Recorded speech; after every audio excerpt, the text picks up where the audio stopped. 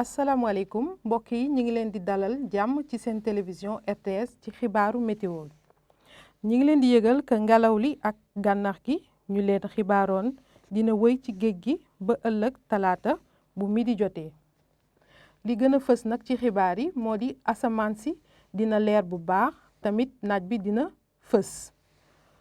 seddaay bi dina dellusiwaat te dinañ ko nemmeeku bu baax ci biir réew mi. rawatina ci gox-goxaan yi nekk ci bët gànnaar ak ci diggi réew mi rawatina ci Podor Louga Fatick foofule dinañ fa natt fukki degré ak juróom-benn.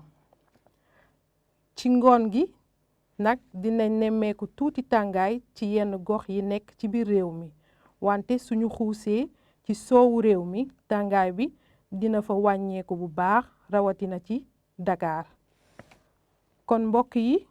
ci tënk guddi gi ak subateel bi dina sedd bu baax naaj bi dina génn bu baax te tàngaay bi tamit dina wàññeeku rawatina ci gox-goxaan yi nekk ci tefes bi.